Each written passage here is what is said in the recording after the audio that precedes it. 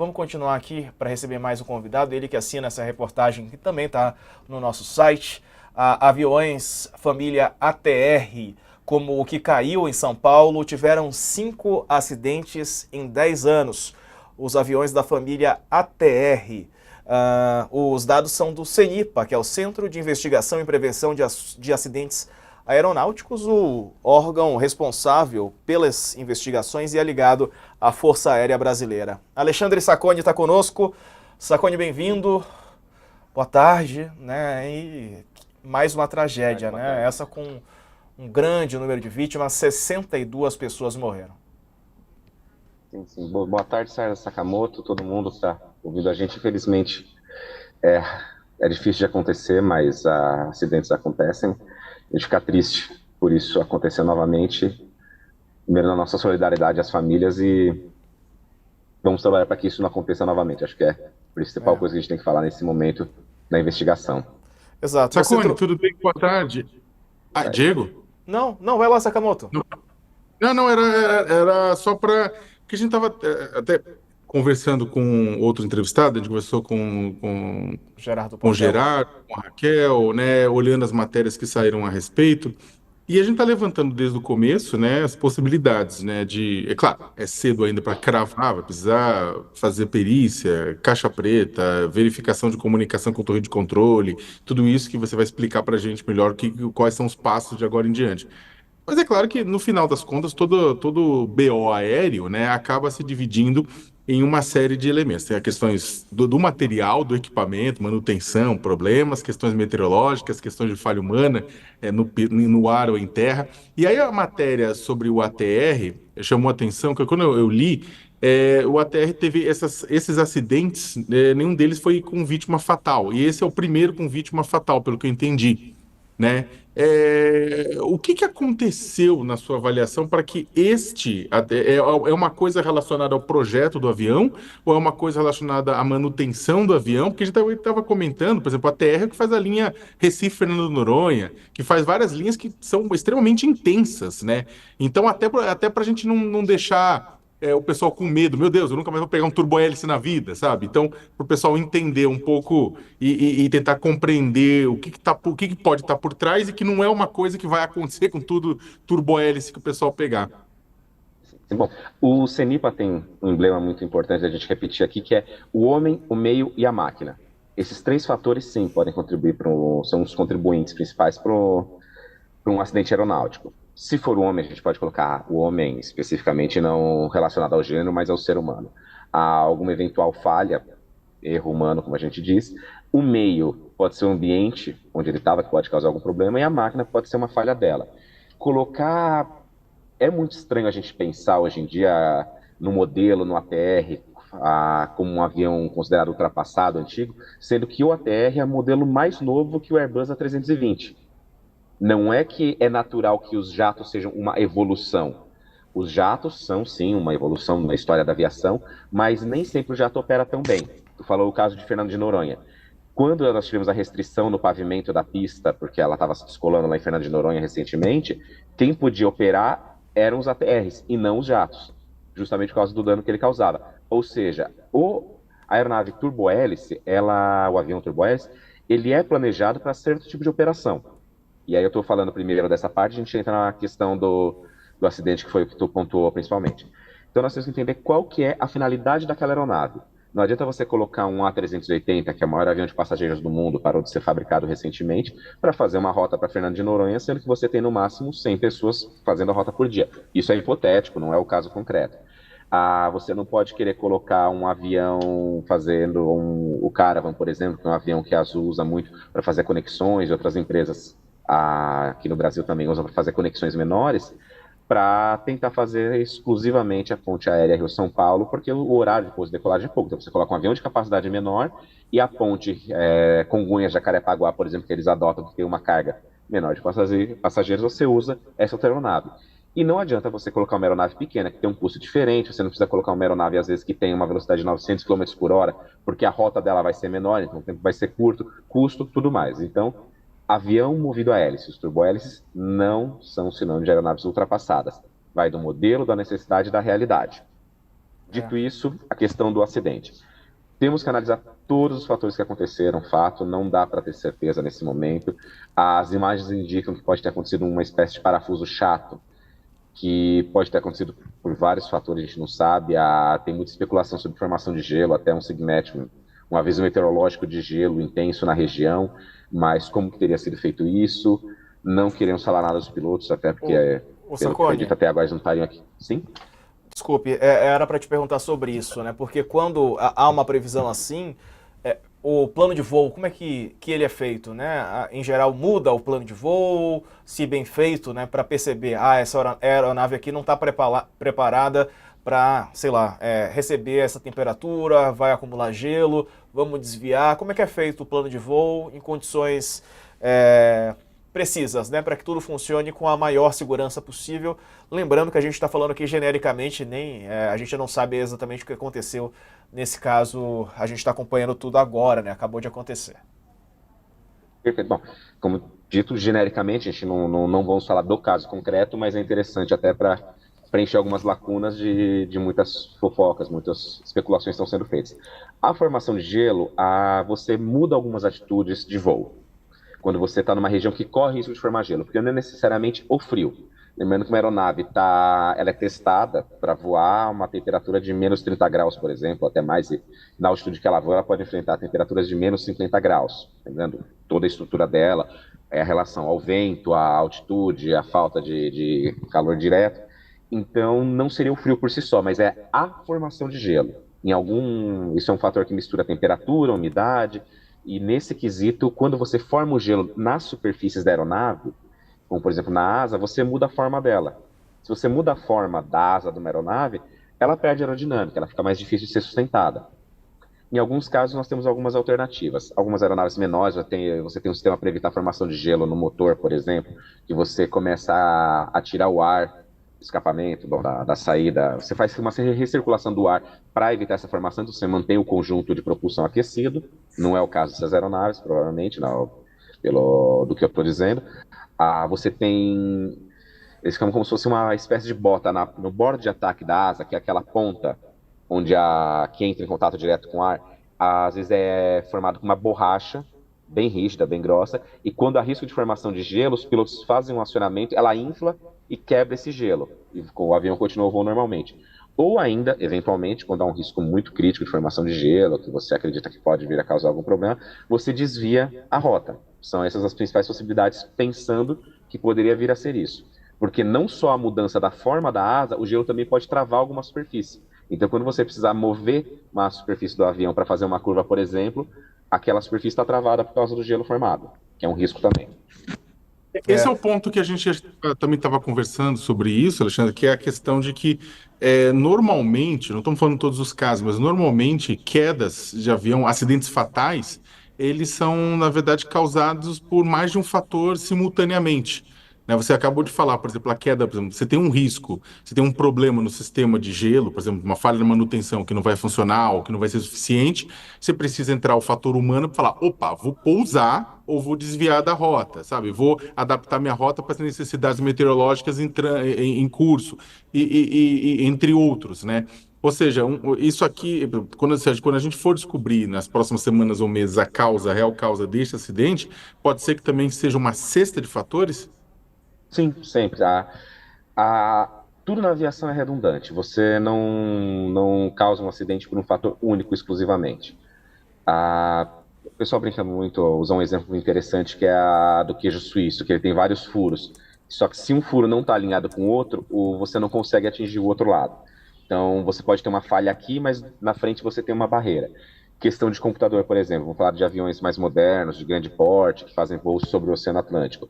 Você tem a duplicidade de motores para evitar isso. Você tem vários computadores. Você tem uma redundância. Se um computador falha, você tem o computador que responde pelo lado do piloto. Se ele falha, ele tem um segundo computador. Ele tem o computador do copiloto, que também tem um segundo computador. Você ainda tem um quinto computador. Então, são redundâncias para evitar um acidente. Você pode somar, obviamente, vários fatores para causarem um acidente. É isso que acontece, porque não seria um simples problema de pilotagem. Você poderia, dentro de uma cabine de um avião, por exemplo, você não chegar até o piloto a informação correta do que estava acontecendo. E ele se perde nisso. Então você soma a um problema da percepção, que pode ser causado por uma falha de algum sensor, de algum alarme, de algum aviso, com a falha original que não foi avisada e alertada. Então realmente, você tem que, pelo menos, mais de uma coisa estar envolvida para vir a causar um acidente, porque um fato isolado por si só não causa. Exato. A gente tem aqui uma postagem que foi feita pelo radar, né? Aquele monitoramento feito pelo Flight Radar, exatamente. O Sacconi, e segundo o Flight Radar, a aeronave com 62 pessoas a bordo que caiu em Vinhedo, né? Fez uma curva brusca nos momentos finais do voo e caiu aproximadamente 4.000 metros em cerca de 1 minuto, segundo informações de plataformas de monitoramento de aeronaves, a Flight Radar que você está vendo aí, né, a postagem que eles fizeram, saída de Cascavel, iria até São Paulo, portanto caiu em Vinhedo, como a gente já mostrou para vocês, aqui estão os horários e tal, eles trazem informações mais técnicas. Foi uma queda muito rápida, né, o Sacconi. E a gente comentava, né, muitas pessoas podem ter desmaiado, morte instantânea, não necessariamente morreram com o impacto. A Marília Mendonça, a gente acompanhou aqui também o acidente envolvendo a cantora há algum tempo. O avião, é claro, não era do mesmo modelo, mas o que a gente sabe é que ela morreu também antes da queda, né, por conta do impacto, né, que acontece. Muitas vezes assim, né, que a maioria das pessoas morrem em acidentes nessas circunstâncias. Bom, eu vou fazer um parênteses do Flight Radar, mas isso da questão da Marília Mendonça, eu me recordo que o laudo das autoridades de Minas Gerais, sendo que houve, como nos 3 casos, você tem um impacto dos seus órgãos contra seus ossos. Então, durante uma desaceleração brusca, mesmo que do lado de fora você esteja bem, mas, por exemplo, o seu crânio faz um impacto muito forte, o cérebro faz um impacto dentro do crânio, causando as lacerações, ulcerações. Por isso que, ocasionalmente, em alguns acidentes, até mesmo de carro, a gente vê a pessoa e fala, nossa, ela tá bem, tá inteira, o que aconteceu? E quando você vê, ela morreu porque o impacto foi muito forte, que não chegou a romper o osso, mas dentro os órgãos entraram em colisão. Então, é o baço colidindo com o fígado.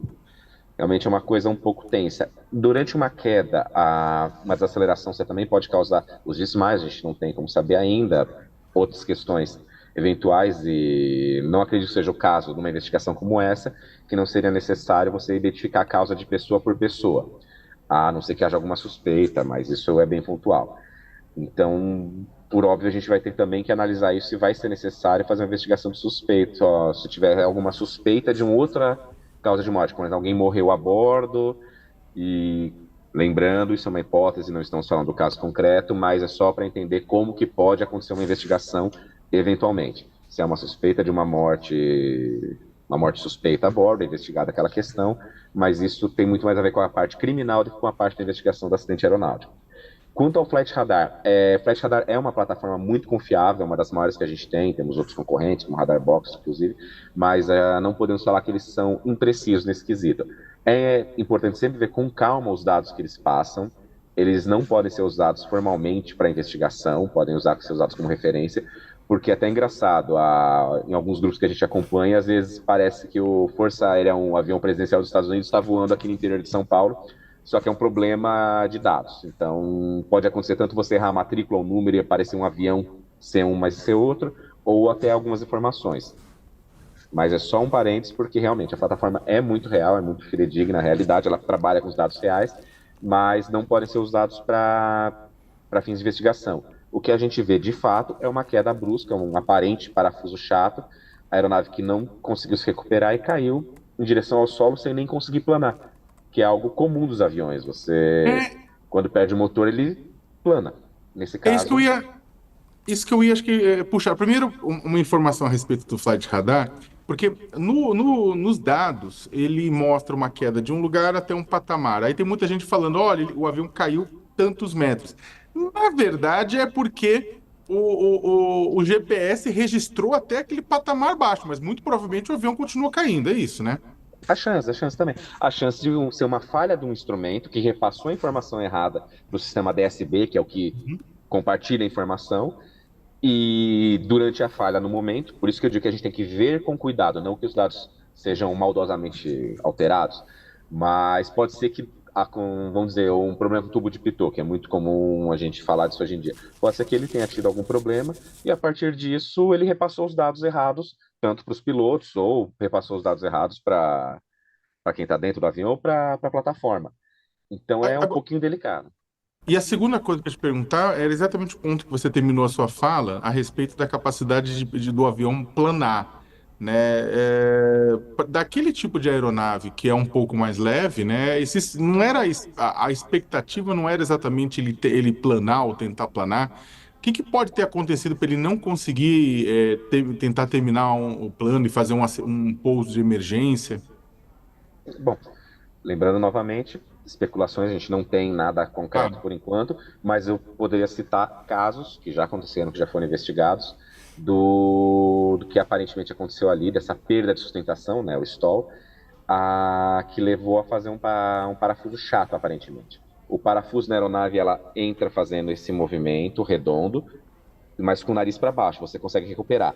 Aeronaves como essa, que ela tem o estabilizador na parte traseira alta, são um pouquinho mais problemáticas de você fazer essa recuperação. Acontece. Mas não é o caso, estamos dizendo, não é o caso concreto, sempre deixando bem claro. Há uma outra situação que acontece do parafuso chato, e isso não é específico disso, pode ser de várias aeronaves, é quando você tem uma mudança abrupta do centro de gravidade. A aeronave é que nem uma gangorra, ela está equilibrada em torno da asa. Com uma gangorra você tem o ponto de apoio no meio e as duas pontas vão para cima e para baixo, de acordo com as crianças brincando, ou adulto, também se for o caso, qualquer pessoa fazendo peso ou contrapeso, como uma alavanca, um pé de cabra, alguma coisa. Se no avião ele está voando, deixa eu ver aqui se eu consigo colocar minha mão, nessa parte reta, o centro de gravidade está em cima da asa. Se o centro de gravidade se desloca para frente, por exemplo, uma carga que soltou, ele vai descer o nariz. E o piloto ainda consegue tentar fazer alguma manobra, mas ele está descendo. Se vai para trás, o avião não voa de ré. Então, ele não consegue manobrar. E acontece essa questão do parafuso chato, que tem muita gente que está especulando também. Então, eu precisava explicar esses dois quesitos para quando alguém ficar sabendo disso, acabar vendo alguma rede social, saber o que são esses dois. Ou até mesmo uma perda de sustentação, por qualquer motivo que seja, o vento na asa, o vento relativo na asa, não foi suficiente, ficou fraco, o avião teve algum problema, qualquer que seja, e a aeronave cai.